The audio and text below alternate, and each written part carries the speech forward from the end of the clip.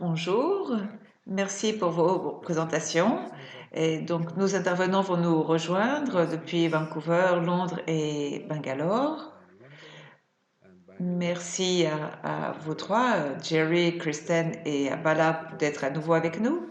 Il est possible que certaines diapositives que vous ayez passées puissent être un petit peu nébuleuses pour certains, donc elles vont être sur notre website séparément.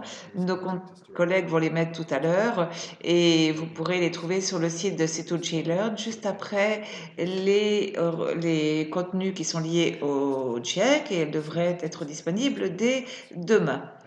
Donc nous allons maintenant passer à la session de questions-réponses. Nous avons la chance d'avoir avec nous trois grands experts. Donc c'est une opportunité pour notre public de leur poser des questions et d'éclaircir votre compréhension sur ces questions. Nous avons également deux sujets très différents et à beaucoup d'égards, qui est d'un côté l'élimination du CO2 et de l'autre côté la modification du rayonnement solaire. Et elles s'accompagnent toutes d'incertitudes, mais nous allons quand même bien les distinguer au fil des questions. Nous avons déjà une question dans la boîte de Q&A. Mettez bien vos questions dans la boîte Q&A, pas dans le chat, bien que la première question soit justement dans le chat. Nous allons commencer avec cette question.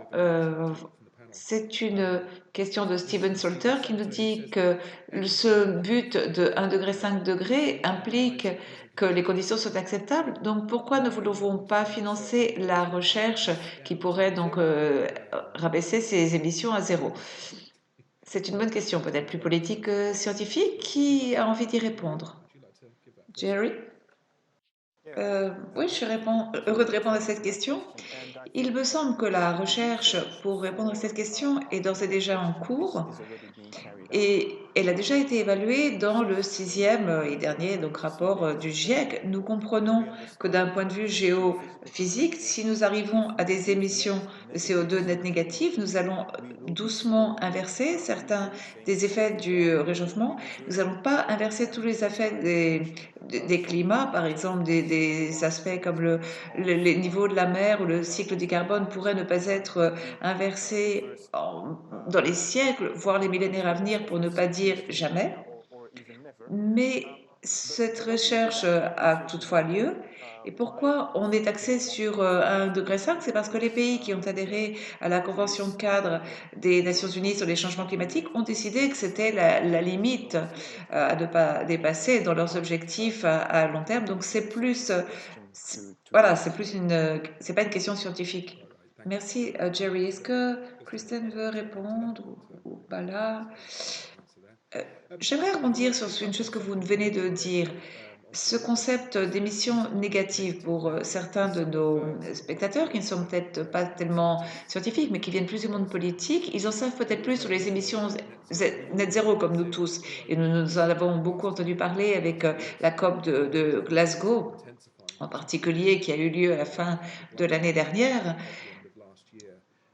Pourriez-vous nous expliquer exactement ce que cette élimination du CO2 a un rôle à jouer pour atteindre ce net zéro? Est-ce qu'il est possible d'arriver à ce net zéro sans l'élimination du CO2? Et qu'est-ce que ça veut dire les émissions négatives? Quelle est la relation? Est-ce que vous pourriez nous l'expliquer pour les spectateurs qui sont peut-être un petit peu perdus et ne savent pas ce que le net zéro veut vraiment dire? Qui souhaite répondre à cette question? Je peux également commencer et ensuite je laisserai la parole à Christine et à Bala. Il faut dire tout d'abord pourquoi on parle d'émissions, d'objectifs de net zéro. C'est parce on a vraiment fixé scientifiquement que chaque tonne de CO2 que l'on ajoute à l'atmosphère on ajoute au réchauffement climatique. Ça veut dire que si on veut arrêter le réchauffement climatique, il faut arrêter d'ajouter du CO2 dans l'atmosphère. Et il y a deux façons de le faire. Le premier, c'est d'arrêter d'émettre ou d'arrêter de faire des interactions avec le CO2.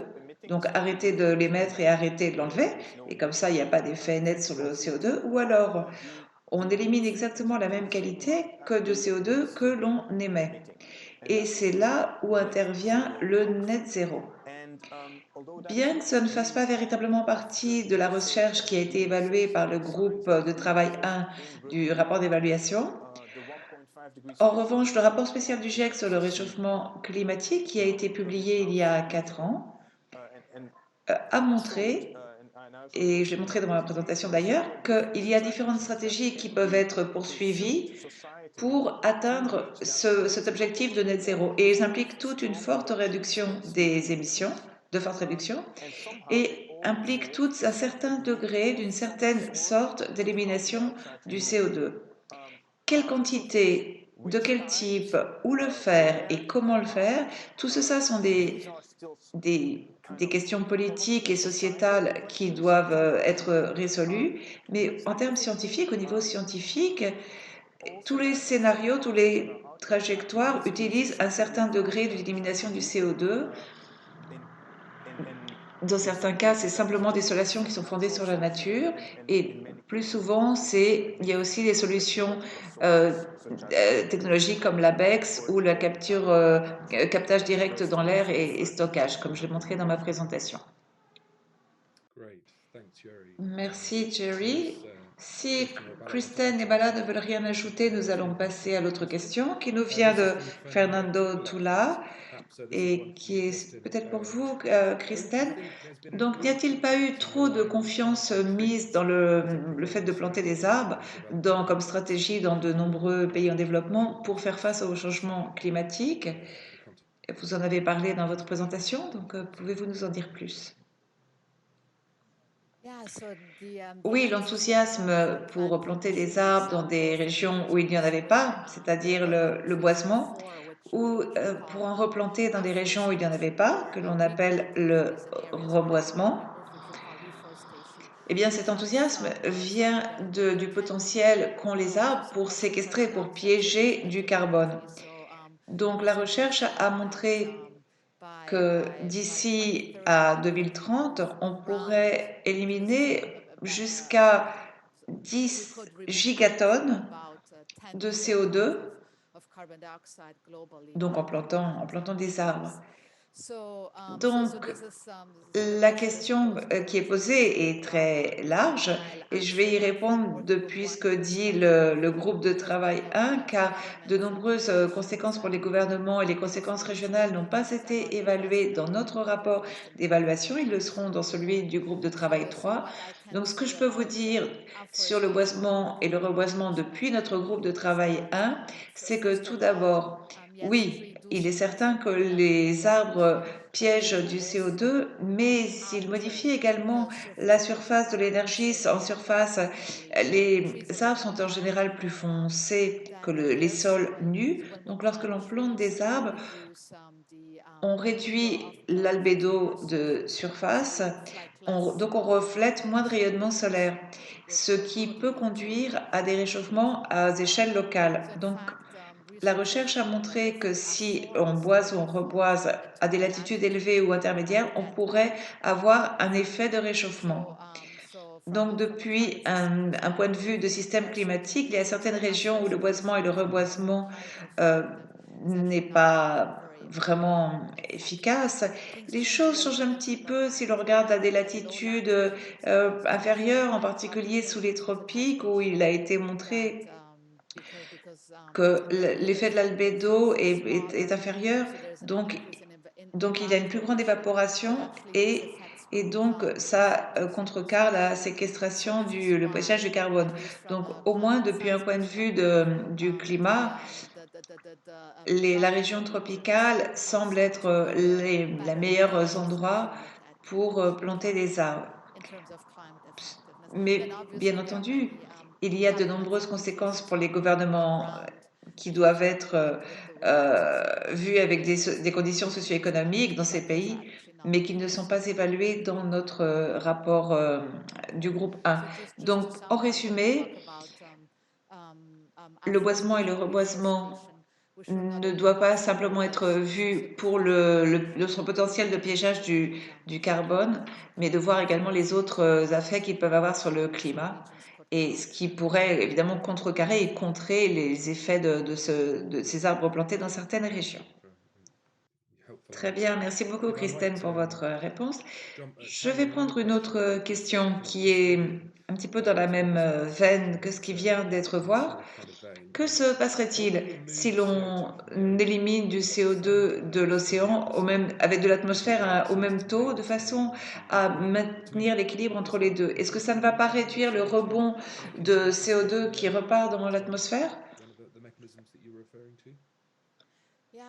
Oui, c'est correct. Et ce qui conduit véritablement le rejet de CO2 depuis l'océan, c'est le déséquilibre entre l'océan et l'atmosphère. Donc, s'il y a plus de carbone dans l'océan que dans l'atmosphère, il y aurait un flux qui sort de l'océan. Donc, il est vrai que si l'on doit éliminer du CO2 au même taux de l'atmosphère et des océans et à un rythme constant, eh bien, on ne verrait pas ce rebond, cette reprise. Mais en réalité, l'océan a sa propre échelle de temps et l'océan circule et donc, en fonction des processus que l'on parle, on peut parler de siècles, de millénaires, et ces échelles temporelles influencent la réponse des océans.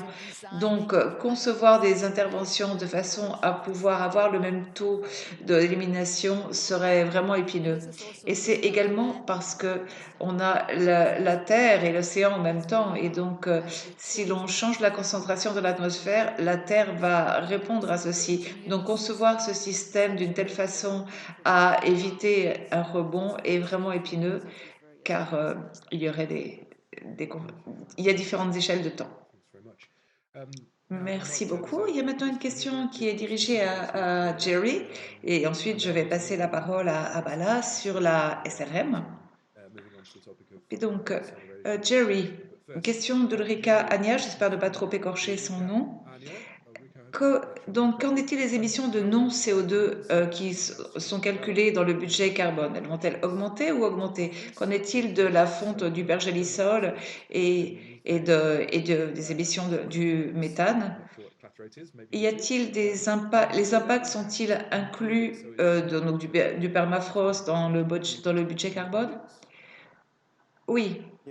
Donc, en deux, trois mots, oui. C'est-à-dire que la question fait référence à deux types d'émissions.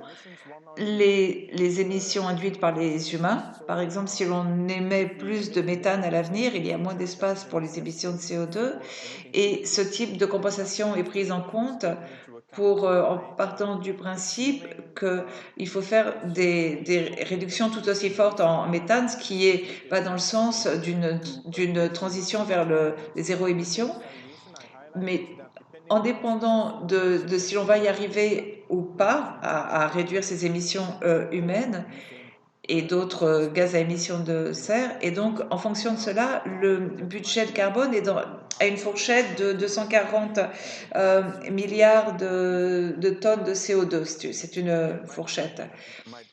Donc, les émissions qui viennent du permafrost, du pergélisol, sont également prises en compte dans nos estimations.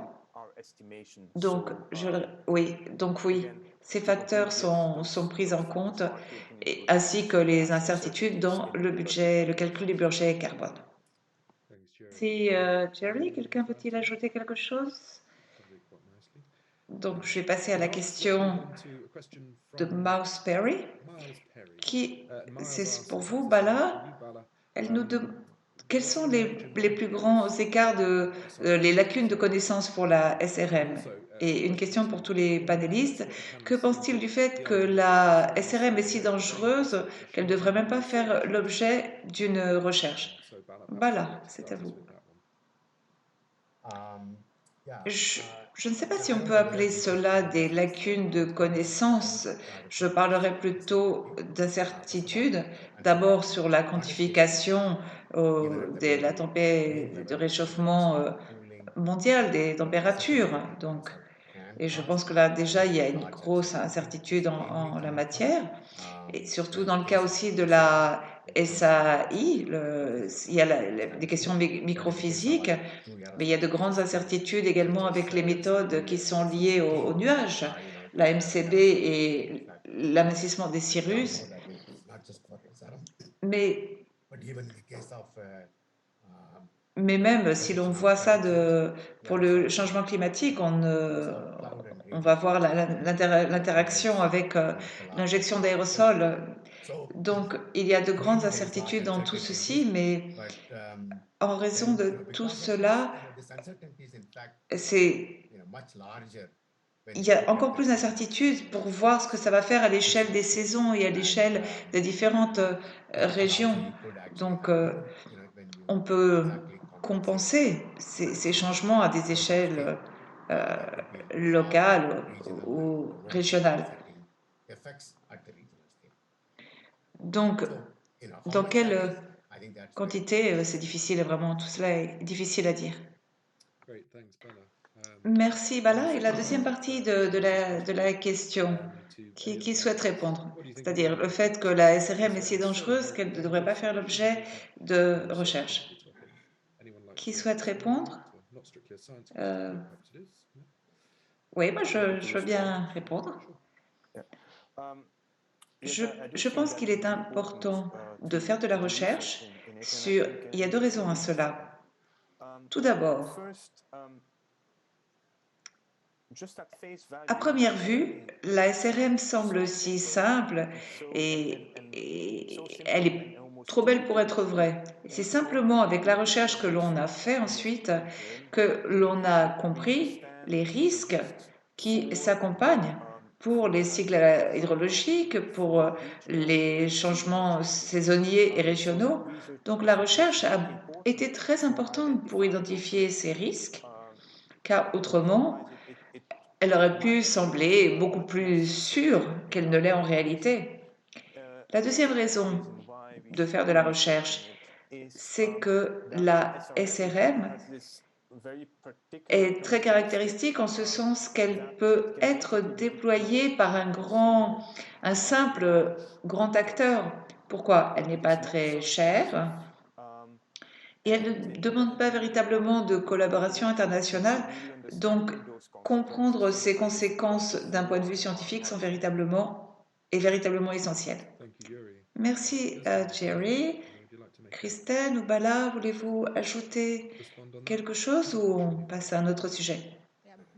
Je peux juste ajouter une chose, à savoir que sous le terme SRM, il y a des approches très différentes, comme l'a dit Bala. Il y a des approches technologiques à très grande échelle, comme l'injection d'aérosols dans la stratosphère, mais il y a également des interventions plus locales qui sont, par exemple, avec la modification de l'albédo de surface, grâce à, par exemple, le changement des cultures, ou en zone urbaine, en modifiant les toits. Donc, il faut vraiment faire la différence entre ces approches. Et il y en a celles qui sont plus locales sont beaucoup moins susceptibles de causer des effets climatiques non espérés et non attendus. Merci Christelle. Voilà, une question pour vous. Le rapport traite-t-il de la relation qu'il y a entre la SRM et ses autres réponses au climat, par exemple l'élimination du CO2 ou la réduction des émissions et l'adaptation aussi, bien sûr? Donc, est-ce que le rapport traite ceci? Eh bien, je pense que ça a été fait d'une façon éloquente dans le rapport spécial du GIEC sur le réchauffement à 1,5 degré qui a été publié en 2018. Et en réalité, on sait ce qu'est le réchauffement climatique et on sait que l'atténuation est fondamentale pour s'y attaquer et qu'il va également falloir s'adapter et limiter du CO2. Mais les réchauffements climatiques, c'est quelque chose de très large, c'est un sujet très vaste, mais la réduction des émissions doit être faite. Donc, en réalité, je prône, moi, en quelque sorte, pour que la SRM soit utilisée si à l'avenir la température dépasse ce réchauffement de 1,5 degré, mais il faut le faire pendant une courte période de temps, quelques décennies. Et ça, ce sont donc les scénarios de dépassement où la température dépasse soit 1,5 degré, soit 2 degrés. Mais il faut le faire, je le répète, pour une courte période de temps. Donc, est-ce que l'on peut utiliser la SRM pendant une courte période? Oui, alors que la mitigation est nécessaire tout le temps. La SRM a été suggérée comme un moyen complémentaire à l'atténuation drastique dans les scénarios de dépassement des températures. Merci Bala. Il nous reste quelques minutes pour. Il y a une question de Joshua qui demande où en est la gouvernance internationale sur la CRM et l'ODC avec, par exemple, la Convention 4 des Nations Unies sur les changements climatiques. Joshua, je vais remettre cette question à plus tard car sur le groupe 2 de travail va travailler là-dessus. Et donc le sujet sera traité alors en détail, donc lorsque le rapport sera publié. Et donc, est-ce que quand même quelqu'un veut commenter quelque chose brièvement? Oui, j'aimerais simplement faire une déclaration. Cette semaine, j'ai lu un article où il est suggéré d'interdire complètement toute forme de géo-ingénierie solaire. C'est très extrême. Donc je sais qu'il y a beaucoup de discussions à la matière, mais bon, voilà, je ne ferai pas plus de commentaires. Merci. Et je vous renvoie aussi vers le site web de la C2G, où il y a où l'aspect de la gouvernance est largement traité. Nous avons entre autres un résumé des preuves qui l'expose. Donc vous pourrez en savoir plus sur la situation actuelle et de la recherche sur la gouvernance.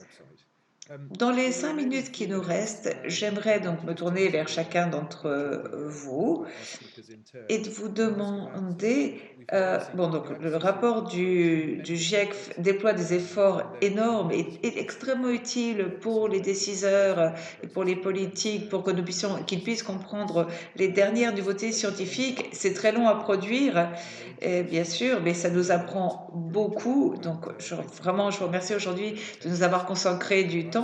Et je pense que je lis plus peut-être que je ne comprends, et c'est peut-être le cas de nos spectateurs.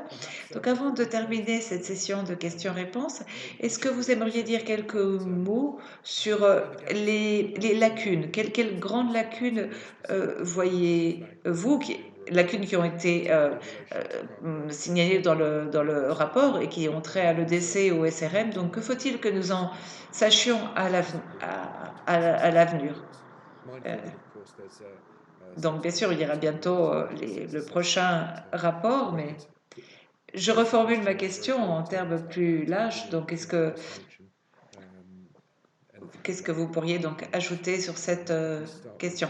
Je vais commencer avec Kristen. Merci. Donc, pour l'élimination du CO2, il faut comprendre l'effet sur le climat de méthodes spécifiques d'EDC et il faut voir simplement comment tout le système de la Terre répond à ces interventions, à la fois en termes d'effets biophysiques, mais aussi pour d'autres gaz à effet de serre comme le méthane ou le protoxyde d'azote, car ces effets peuvent être très importants. Et il faut vraiment mieux comprendre et voir quels peuvent être les potentiels co-avantages et compensations pour les objectifs sociétaux. Et j'aimerais également dire qu'il y a une brèche entre le monde scientifique et le monde politique. La communauté scientifique est consciente de ces effets, mais au niveau de la mise en place des protocoles de compensation, il y a peu de conscience de cela. Donc il faudrait véritablement pouvoir combler cette brèche entre la communauté scientifique et le monde politique. Merci, Christine. Jerry? Oui, j'aimerais simplement ajouter que pour les sciences physiques, il y a des lacunes de recherche pour comprendre comment les méthodes d'élimination de CO2 agissent dans un climat changeant, dans un monde qui change, et avec des conditions environnementales qui sont telles ou telles. Et il y a les solutions aussi fondées sur la nature, et il faut voir comment tout cela fonctionne. Et il faut voir aussi, il faut étudier les modèles de perturbation du climat. Donc je pense que c'est une direction importante que doit prendre la recherche. Voilà.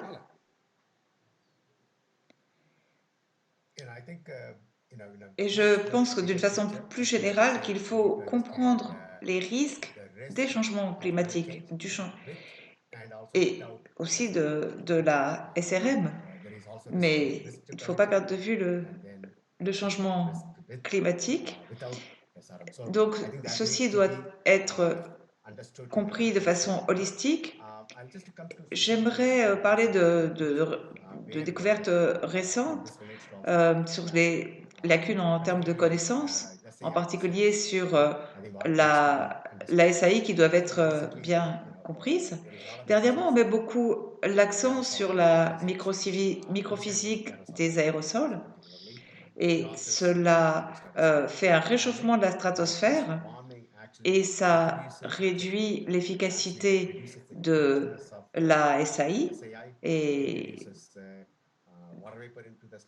donc, il y a également d'autres gaz à effet d'effet de serre qui modifient la dynamique de la stratosphère, et donc ça commence à être mieux compris. Et par ailleurs, quels sont les effets de l'injection d'aérosols dans la stratosphère? Eh bien, il faut que ce soit étudié de façon très active. Merci, voilà, nous sommes arrivés à la fin de notre session. Il me reste à remercier chaleureusement nos intervenants d'aujourd'hui, nos spectateurs, ainsi que toute l'équipe qui est en coulisses et sur laquelle cet événement ne pourrait pas arriver. Je vous invite à visiter notre site web où vous trouverez plus d'informations, et il y a un résumé sur le groupe de travail 1 et d'autres ressources où vous en saurez plus. Nous soulignons que C2G est impartial quant aux approches, et donc vous trouverez du contenu sur notre site web. À la fin de ce webinaire, vous allez voir apparaître une fenêtre pour vos commentaires où vous pourrez soit émettre des critiques ou nous faire des compliments. Et de toute façon, vos commentaires nous aideront à améliorer les événements à venir. N'hésitez pas à nous suivre au cours de l'année. Nous aurons d'autres événements de C2J Learn sur le rapport du groupe de travail 2 et 3. Merci encore et à la prochaine.